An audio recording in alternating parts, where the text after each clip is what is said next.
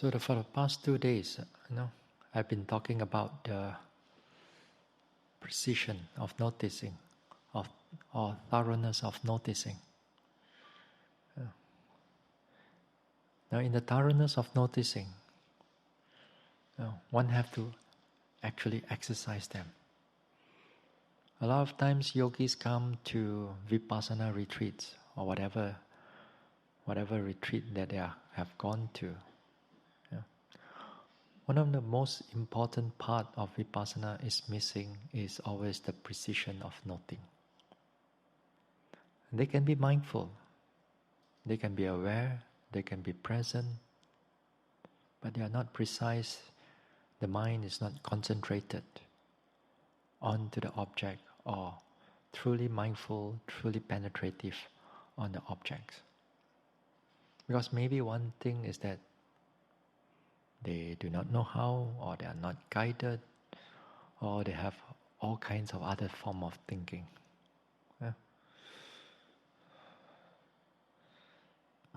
So it has to be exercised. It has to be you have to make the effort. You have to note the intention. You have to check whether your action is suitable, whether the action is conducive for your meditation, whether the certain action not conducive. So all these small things that you have to check. You have to check whether your object that you are taking up, are they the proper objects for vipassana meditation, or they are just concept or created by the mind, which is not the object for vipassana meditation. And also, when you know which one is the right objects, proper objects, then you pay thorough attention on those objects, to see them carefully, to see them clearly, in so many ways, whether in the walking, sitting, daily activities. So if you can able to do that, if you can able to repeat this retreat after retreat, the skills in vipassana meditation, the skill that you need is covered to 70%, 80%. Covered within these skills, about vipassana meditation. Another 20-30% more is where we learn how to balance, is where we learn how to fully deal with our defilements when it's strong. But the first 70%, the skills that you do, it actually begins to help you to reduce them already. Because when the mindfulness is strong, it prevents all the thoughts from coming in. And just like when you're walking, your objects are clear to you, then you can see that the thoughts are much less compared to when you're sitting. When you're sitting, a lot of thinking, a lot of sleepiness is going on there. Now, tonight, we're going to look a little bit further on the objects that you are supposed to pay attention to.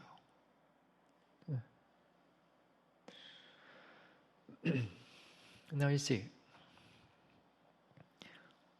the whole vipassana that we are doing here, the whole vipassana in the way of Theravada teaching is finally ends in eradication of your greed, hatred, delusion.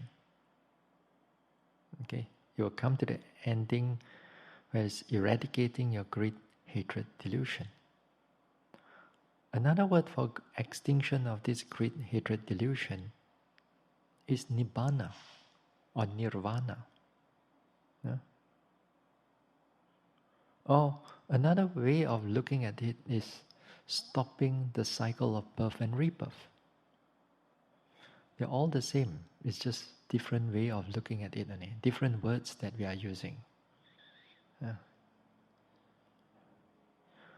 Vipassana directly reach to that goal. But a lot of yogis want to do vipassana but don't want the goal. Yeah. Really. They want to do vipassana but they don't want the goal. Because at the end, there's nothing much. Extinction of greed, hatred, delusion. There's no such thing as super happy, super healthy. Or kind of like you are here again here. In Theravada understanding is that extinction of this greed, hatred, delusion, because these are the fuel that it provides. It's a condition. They are the condition for the rebirth again and again. Whether you want to believe about rebirth or not does not matter, but it still happens. It doesn't. Whatever you want to believe, like God, or you want to believe that you die and then you can be permanently there forever and ever, whether it's a heaven or hell permanently there. Well, whatever you believe, it doesn't matter. What matters is that reality is that they are going to be rebirth. And that's the scariest part, being reborn again and again, because rebirth comes in with suffering. Comes in with suffering. So, but the problem again that we forget all these things. You forget that you're reborn again and again. So, because of this, we cannot remember. So we don't. A lot of us don't want to believe or to understand what is rebirth. But let's say, you can remember all the rebirth, or some of the rebirth. Let's say correctly, not the imagining type. Not suddenly you sit down and you but let's say you can able to say.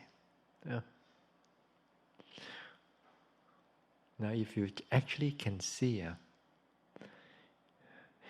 there are two things that are going to happen to you. Either you're going to go mad, because the suffering is tremendous. You can't imagine how much the suffering that you have gone through. So because the mind cannot take it.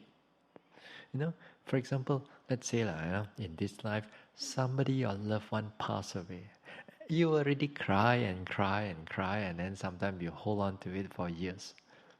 But then, you go back into the rebirth, every lifetime you see death. Somebody died, or your death, or you are being tortured or suffered. Maybe there was a short time you are happy, but a lot of times you're always suffering. So one of the possibility, you go mad. Emotionally, you are distraught. So better don't see.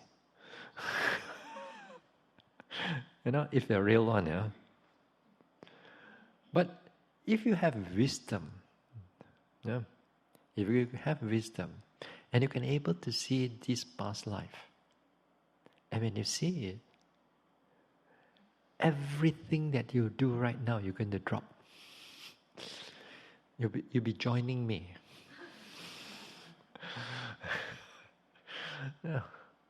You'll give up everything. Everything what is important right now to you will be totally changed. But we think that we cannot see it. We don't have the wisdom. You drop everything in order to get out of this cycle of birth and rebirth. And nothing else is important anymore. Nothing. So it is not an easy thing. For a lot of people, the wisdom, the understanding is not much there. So therefore, we will just go on with the rebirth again and again. We think that we are happy, do a lot of good deeds, reborn again, happy, and that's it. But we do not want to seek out to get out of this cycle of birth and rebirth. But the Buddha came to show us there is a path, if you're American. Yeah.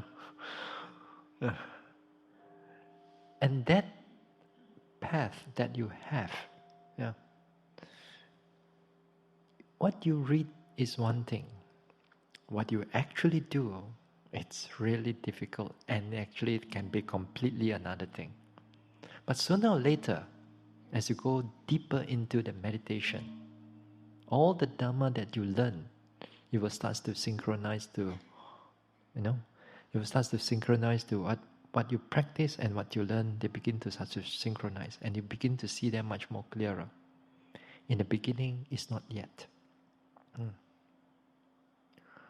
But what I'm trying to say here is that it is also important, as much as you have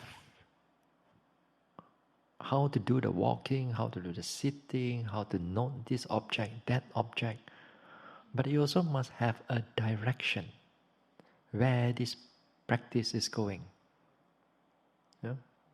You must have a direction. If not, like you will be like a big ship going around the sea only, like cruise to nowhere. There's no another port for you to stop.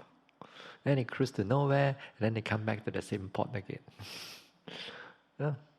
So a lot of us sometimes they meditate. Meditate. As they meditate, and the mind gets brighter, more. They purify the mind and so on. So in a way, it's like the ship get bigger and bigger.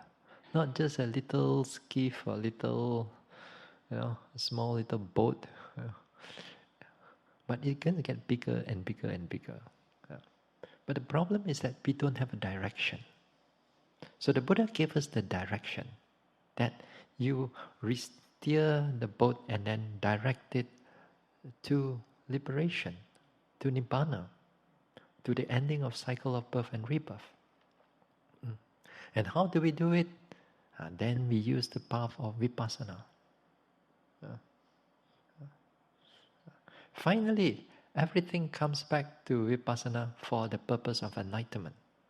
Whether you start off with samatha meditation, whether you start off with samatha meditation, you finally have to come back to lifting, pushing, dropping, and you pay attention to everything. You still have to come back. There's no shortcut. Maybe if you have samatha, then maybe like in a boat or like in a ship, you have less wave. The journey is smoother, but still you have to make the effort. Right now, if you don't have that much samatha, you still try to do, there are more waves. The wave come in like your restless mind, your thinking mind, your sleepiness, and then it covers you, and then you try to push the boat further or you push the ship further. So therefore, as a vipassana meditator, you must know its goal of this vipassana. It's not just only for the sake of doing something wholesome, which is, while you're doing over here, you are trying to purify the mind. Purification of the mind is a wholesome act or a wholesome mental state. Just like when you do dana or you do sila or you perform the sila and so on. But mental purification, higher forms of merits actually. But we are not stopping there. Yeah. We are not stopping there. We have to go all the way until enlightenment is achieved. Some of us like, wow, I'm still a beginner, Bhante. You're talking so far away.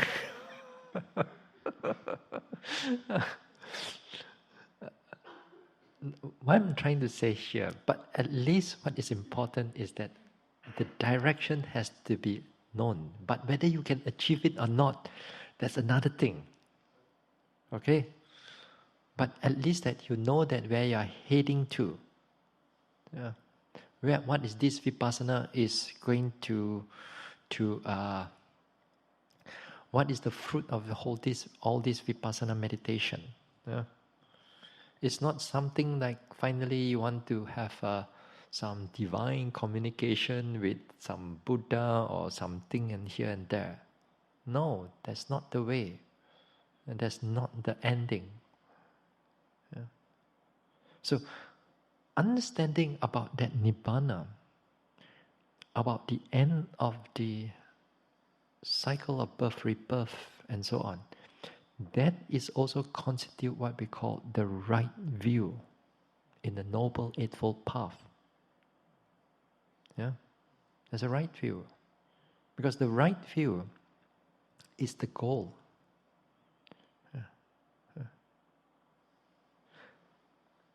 It's only when you have that right view, you understand that the goal, the practice, the state of mind, and so on. When you have that, then only your meditation practice will fall under the Noble Eightfold Path.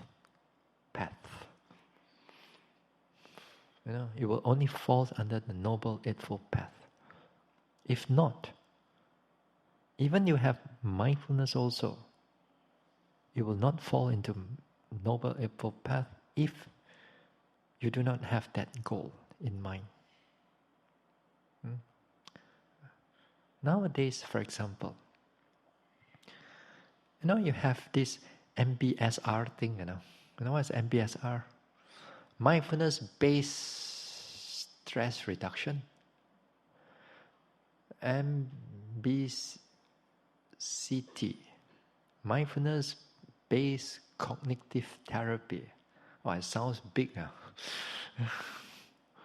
But what actually here is that a lot of time people apply mindfulness into the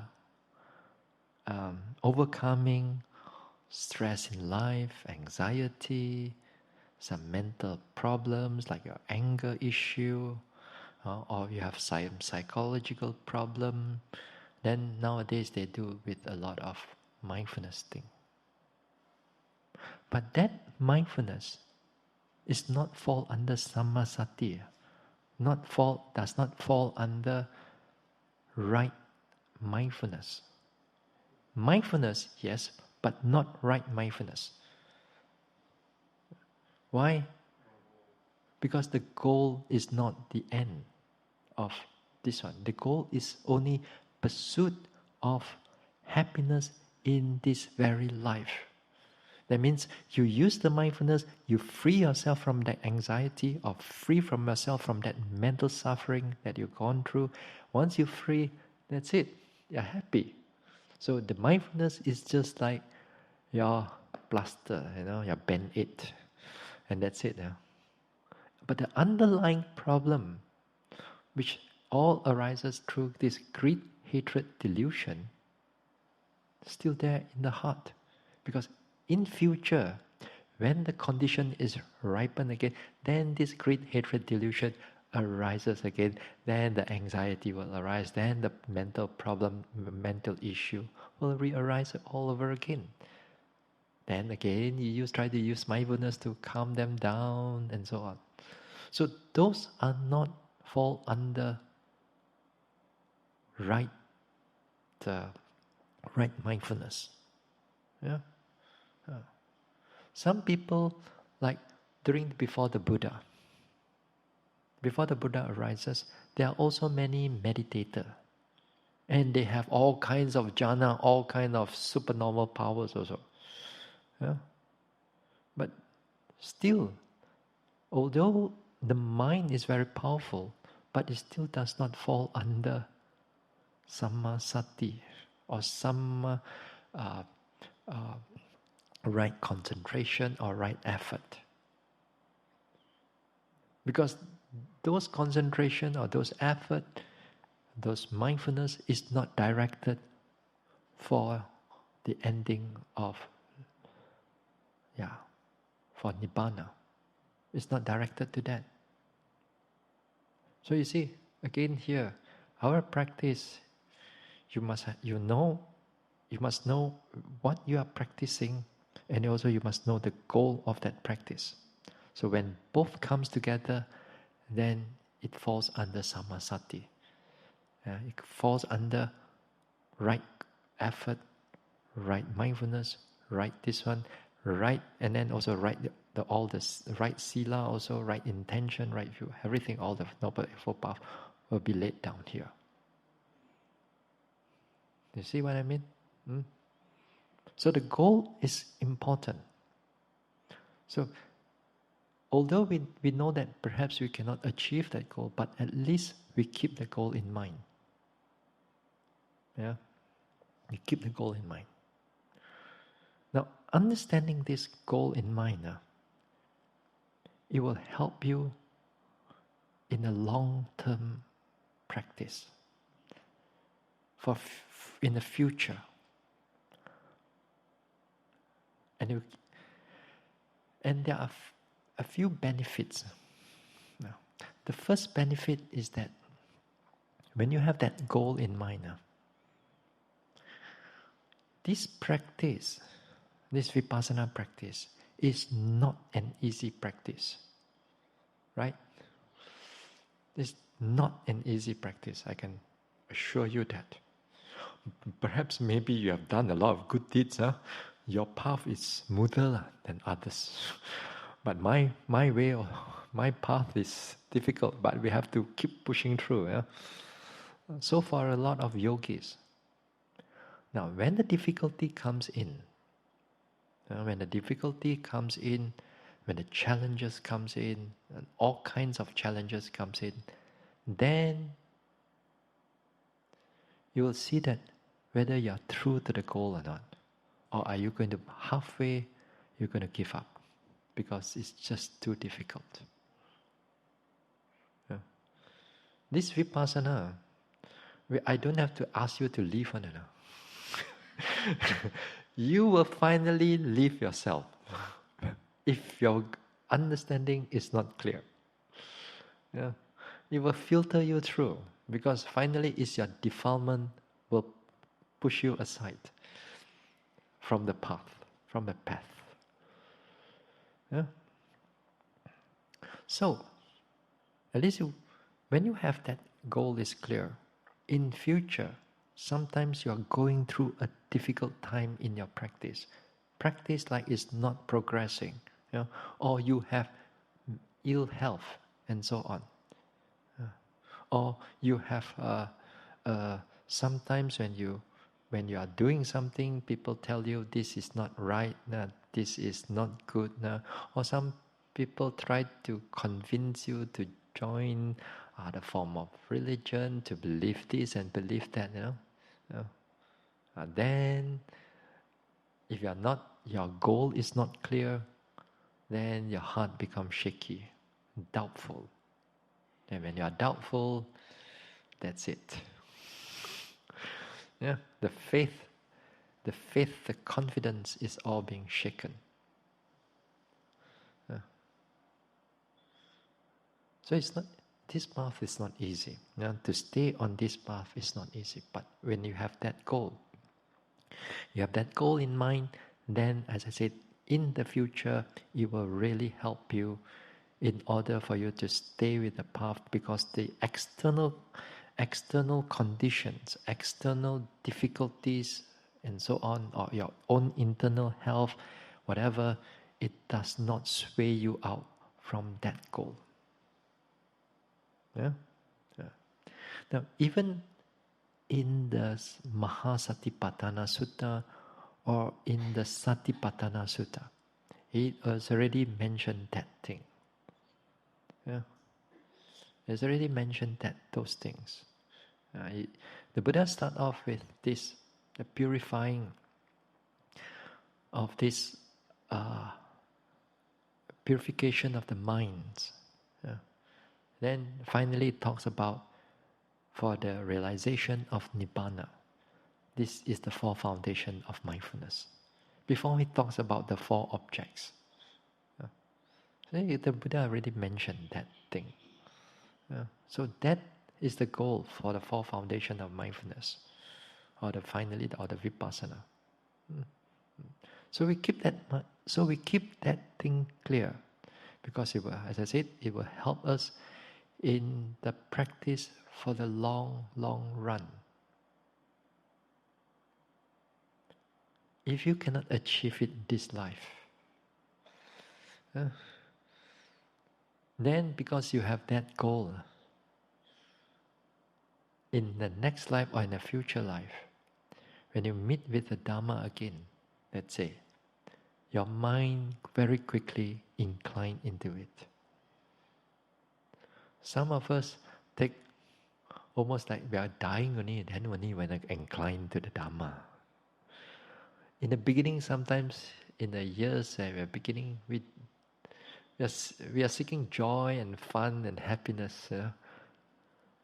Then we don't seek out the Dharma. The Dharma comes to us only the health is getting not that strong anymore, aging and so on. Then only want to find Dhamma. Or perhaps in other life, even from young, because you have that goal and that clarity of the mind because of the practice. So when it comes to meet with the Dhamma, very quickly you already get very close to the Dhamma from young. Then you continue your practice again. Like the Bodhisattva, life after life, he keeps to the goal to become the Buddha finally, Life after life after life after life. Same like us here. We are not talking about the Buddha. We are just talking about getting out of this cycle of birth and rebirth. The Buddha he did it in a more grandeur way, even more grand way. We are all, don't worry about trying to be a Buddha and so on.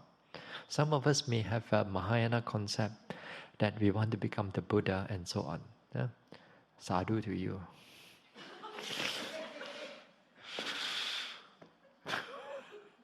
That's going to be even more difficult.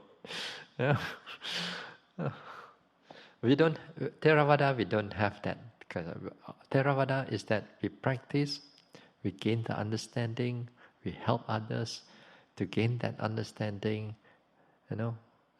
Finally, we want to liberate ourselves. Now, understanding this thing, understanding this this concept of enlightenment or getting out of this cycle of birth and rebirth, as I said, the goal is important. Also, that's equally important is that the path that comes about to reach the goal, and that is also important. Because nowadays, enlightenment, anybody also can talk about enlightenment, isn't it? Anybody also can talk about Nibbana.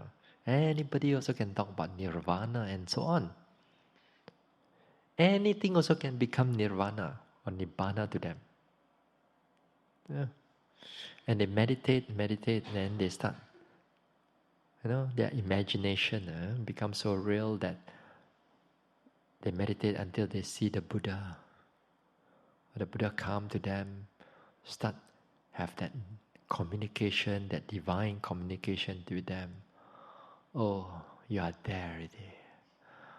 Yes, I'm here. Oh, so I become the Arahant already. You know. I become the enlightened one already.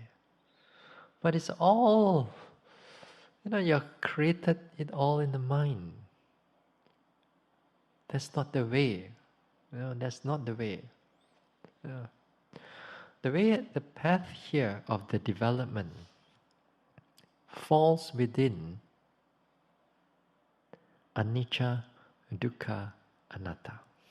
To keep it short, to keep it simplified, the reaching or to realize that nibbana, to realize the ending of the cycle of birth and rebirth, or to eradicate the defilements, all this way comes with anicca, dukkha, anatta.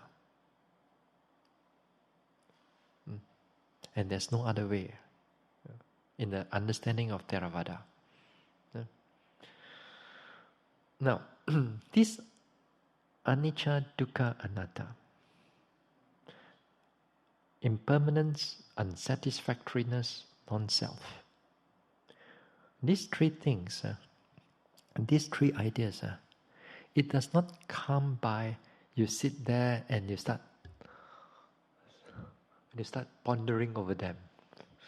Think and think and think and think and think.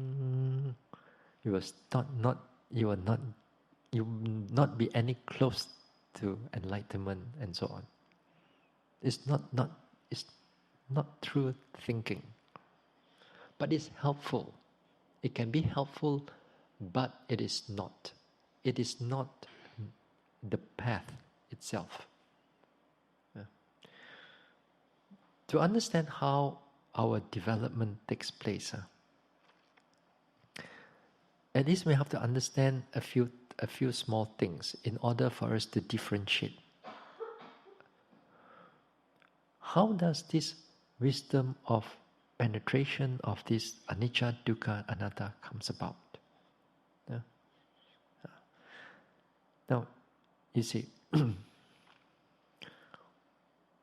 wisdom or panya, it comes about through three levels. The first level comes from what you hear, like right now, or what you read. What you hear or what you read. During the Buddha's time, there's only hearing only. There's no reading. Everything after that commit to memory. So by hearing or by reading, the first one. The second one is through by pondering or thinking or intellectualizing or conceptualizing it.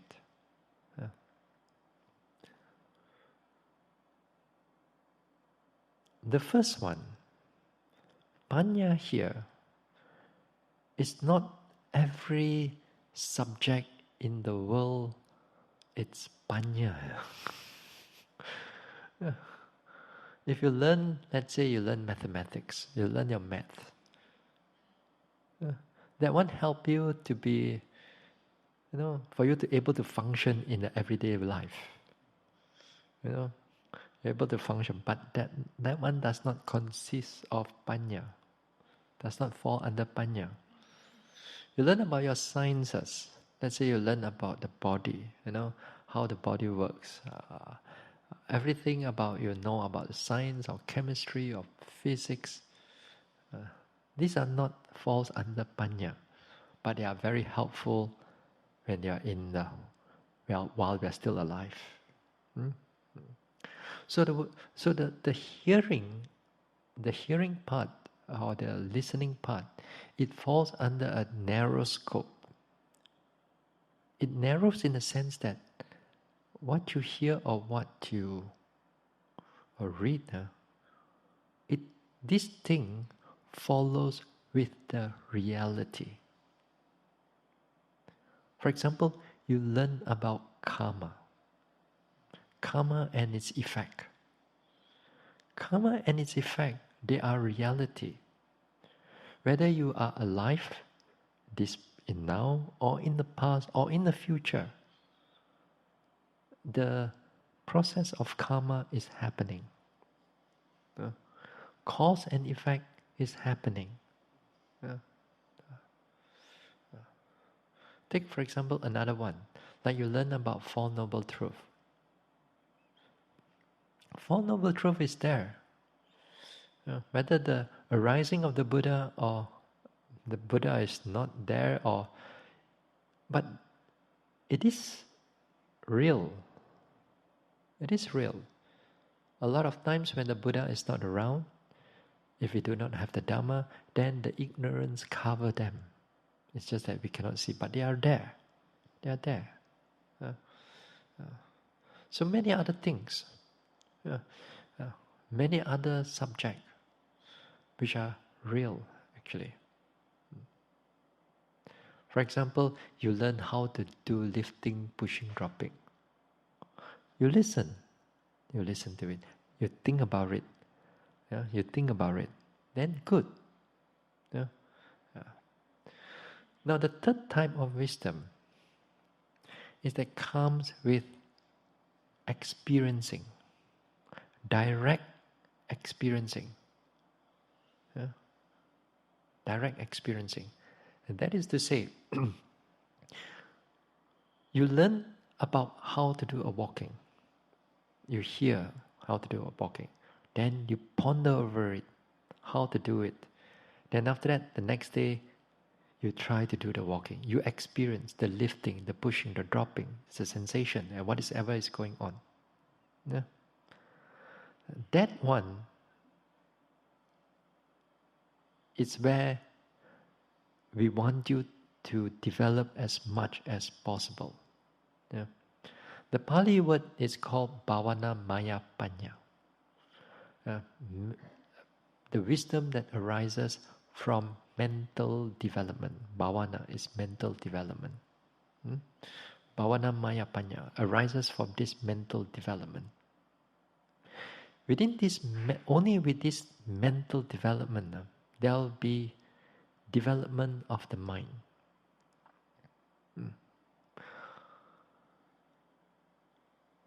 Now, the problem with us is that while we are trying to meditate, trying to directly experience what is going on, a lot of times we go back to pondering about it, like thinking, like planning, and so on.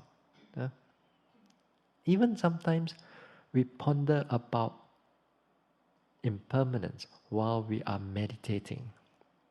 We even ponder about non-self, while we are meditating. We ponder about dukkha while even we are meditating. So a lot of times we just go back to pondering, to thinking about them. So the moment that you go back into thinking about them, then the mental development stops. It's only when you come back to experience it directly, then the development of the mind will take place. Okay? But the development of the mind will not take place if you don't hear and you don't ponder.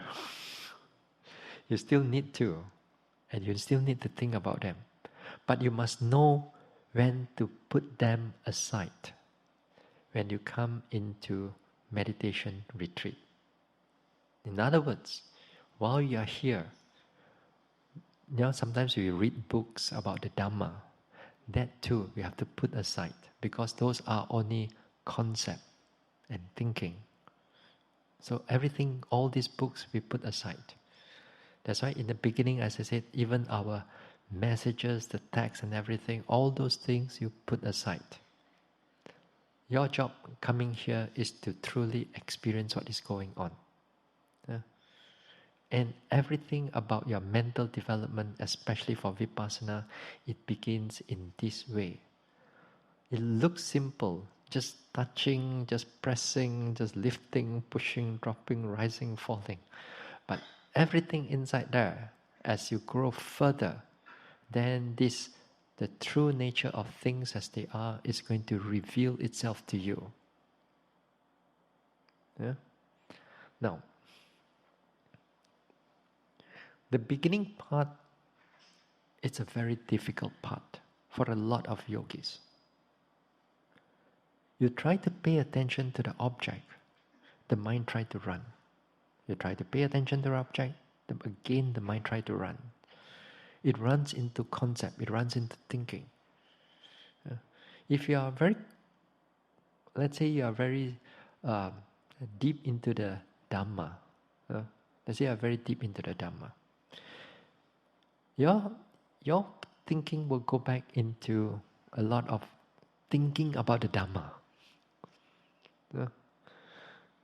Let's say if you are an IT specialist, then every time you meditate, you go back about your computer, about everything about connected to your job and so on.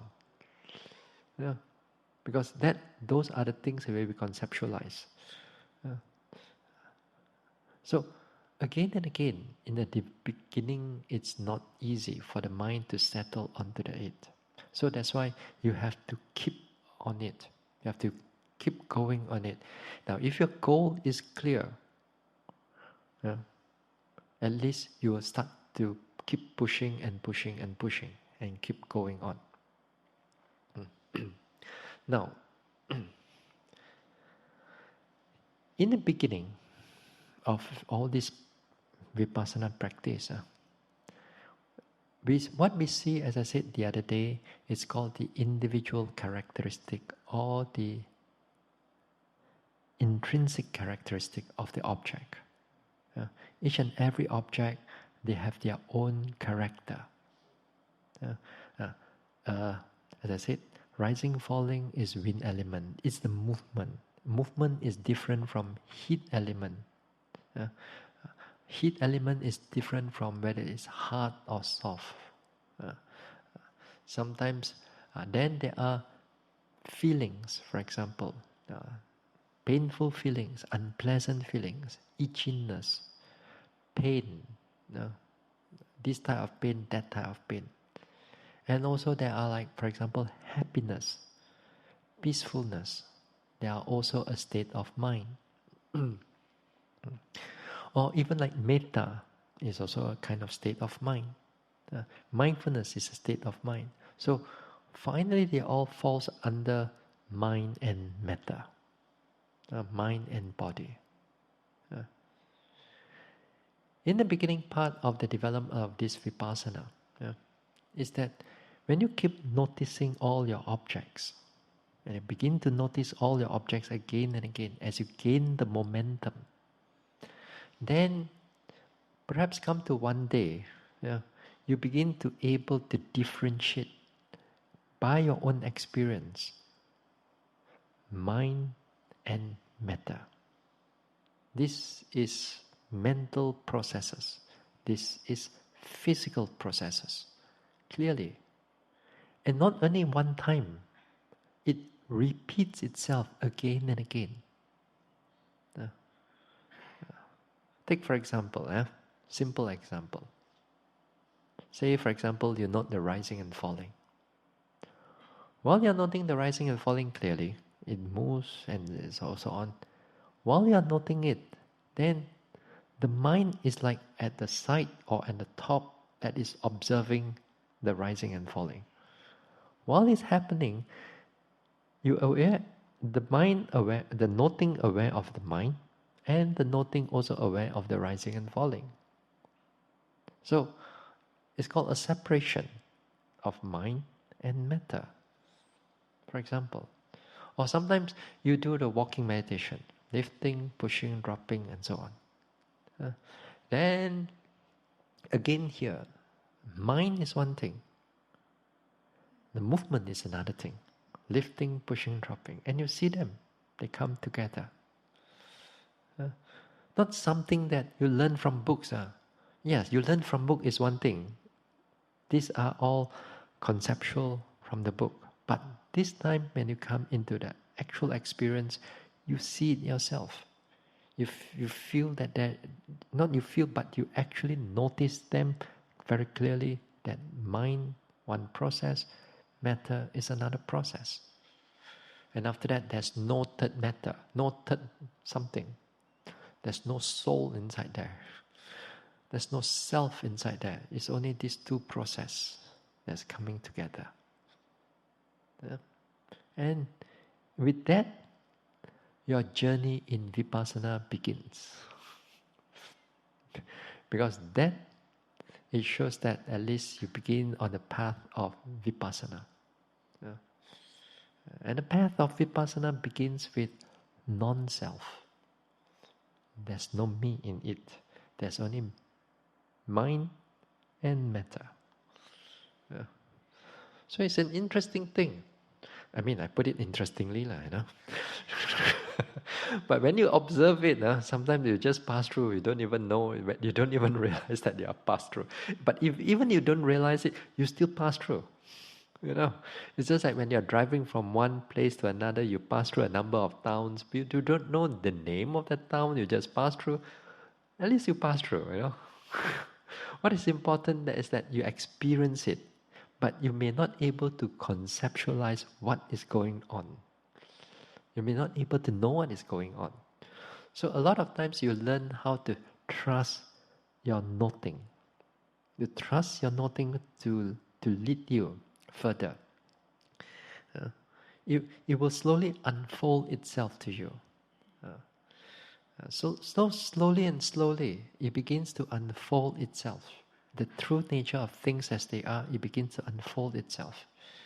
As it begins to unfold itself and you begin to see the reality, now that is where slowly and slowly, as you progress on, you begin to see that this body and mind, not only just mind process or bodily process, but you begin to see how they interact, how they condition one after another. Yeah. You know, like 2 days ago, when I talked about intention, right? I talked about intention, I said that noticing the intention when you are beginning part of the intention, noticing this intention, it's more like you try to label intention to walk. It's only concept actually. You haven't actually feel the consciousness yet, that real consciousness, because the mind is subtle, but it's already there.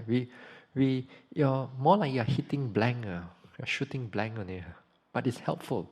It's still helpful because it's helpful into bringing your mind to the next lifting, pushing, dropping, whatsoever, because it connected, and it's still helpful. Yeah.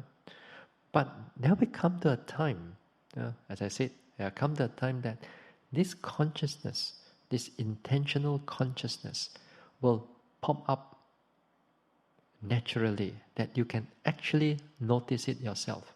It arises, it passes away. Every time that you start doing something, it arises, it passes away, the action is taken place. Then the action is being done. So with that, you begin to see how the mind and body are interacting, how they are conditioning each other. Okay? In the deeper aspect of it, in the deeper aspect of things, then every time, every lifting, pushing, dropping, it also comes with intention. Intention to lift, then only lift. Intention to push, then only push, then intention to drop, then only it drops. If without that intention, it just hold there and not dropping, let's say, it's going to hold there until the intention arises, then it starts to drop. Natural, it comes naturally. Only that you pay attention to them. But in the beginning, what right now you do, don't try to do this intention too much, because you're going to get a lot of tension. Every lifting you try to note intention, then you push, then try to push, then intention to move, then you start moving forward, intention. You're asking for trouble, actually. It's quite, it's quite heavy. But the time when you develop it further, when it comes naturally, then it's not heavy. Then it becomes very natural. So what is important right now when you note the intention, you note at the beginning of what you are doing. So for example, you want to move the hand, let's say. Just note the intention of moving the hand. But when it comes deeper into it, every single movement that you're going, that movement on an arm is going to break down in many parts. And each movement is preceded by an intention. Small little movement, intention. Movement, then intention, then movement. Intention, then movement. Intention, then movement. So you want to just to reach the cup, maybe take you 5 minutes,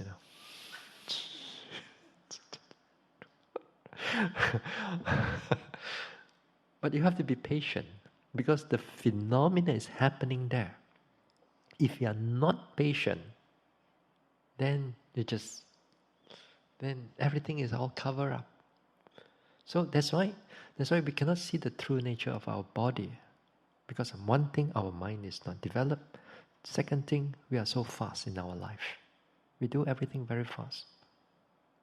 Now, even you ask somebody who is sick, let's say very slow or very old, very slowly move. Are they mindful?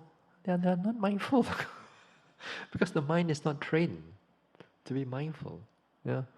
So not every time you see somebody is very slow, so mindful, so good, Maybe they are not. But sometimes you walk in a path there, you walk very slow, but somebody is still going slower than you. Again here, the person may not be mindful, but it looks good. But may not be mindful. Yeah. So you just do your own meditation. You don't worry about what other yogis are doing. Sometimes they are a little bit more advanced. They have done a few retreats before. They can do a little bit more slower. Perhaps you are not. But what is important, you keep trying. You keep trying. So as I said, this intention, this is not something, we just ask you to do, because within it, deeper and deeper as you go, it's going to show you the true nature of how this mind and body interacts. And when it interacts, when you see exactly how they interact and so on, as I said, you see the nature of cause and effect directly. That means, in other words, you also understand at least what the Buddha talked about, the word karma and its vipaka, karma and its resultant. Karma and resultant is in a big scale. Cause and condition and effect in a smaller scale. But because you do this thing, something happens. When we talk about karma, do this thing, you have to wait for next life for it to happen. Maybe, or this life to happen later. But in vipassana, is immediately you see its resultant. So you see the intentional aspect of it. So it's good. You're in the process that you keep doing, you'll see all these type of things.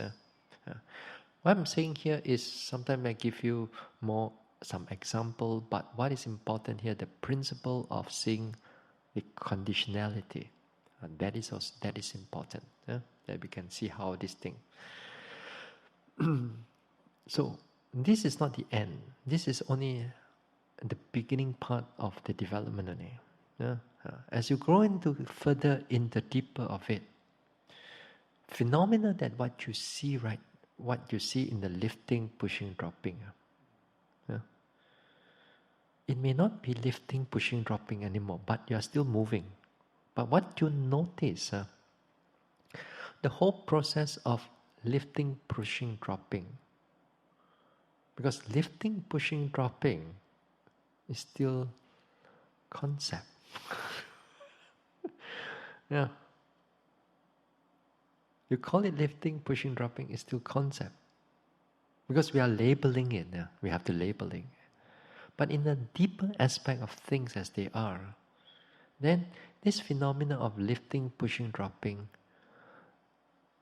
they begin to become like just arising and passing away. Every moment that it arises, it passes away. Arises, it passes away. From the beginning to the ending of that whole walking. I mean, that step that you are doing. There's no such thing as lifting, pushing, dropping, but only truly movements only. And the movement comes in as just as arising and passing away. And you can feel it. All yogis, if you practice it, you will come to that stage of seeing this arising and passing away. And it's good, because that time, your defilements will be much less. Yeah? Your mindfulness is so much more continuous.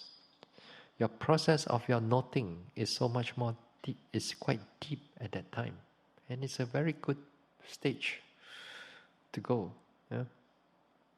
But it's not easy, because before that, you're going to go through a lot of suffering, a lot of pain and a lot of difficulty that you're going to go through in whichever form. Yeah? So you have to be strong enough to pull through. The pain in vipassana can be very horrible. Some yogis like go through pain, like sitting after sitting, and before they sit down, their fear starts coming in. Yeah. And it will challenge you. And if your faith is not strong, if your confidence is not strong, you start to doubt yourself. So the development is very interesting. So from that arising and passing away, then in different ways how the arising and passing away, it comes in, the true anicca, dukkha or anatta will begin to show to you in a much more deeper manner. So when you're able to see these things, you repeat it again and again until enlightenment. Because that part is all the way towards enlightenment. Why? Because you see things as they really are. You are removing a lot of the ignorance by truly seeing things as they really are. It's just like we turn on the light, the darkness gone. You don't have to check where the darkness is. You don't have to. You don't have to check where the ignorance is. All you need to do is that you put in the effort, you see things as they are, ignorance is slowly being removed. So when you do that again and again, so you come to the end, then liberation take place, eradication of the defilements take place. Of course, we're not going to go through all the more technicality type of things. We put it in this way. So, if you look at it, the development of vipassana, they are very interesting. Even reading about it also sometimes is interesting. Going through it, well, it's going to be difficult, but at times it can be interesting. So, you keep trying. So make sure that you have the goal in mind. You have the goal in mind, but when you are meditating, that goal in mind, you put it aside. You put it aside first. Focus on your lifting, pushing, dropping, and keep on noticing that. Difficulty comes in, keep noting, keep pushing.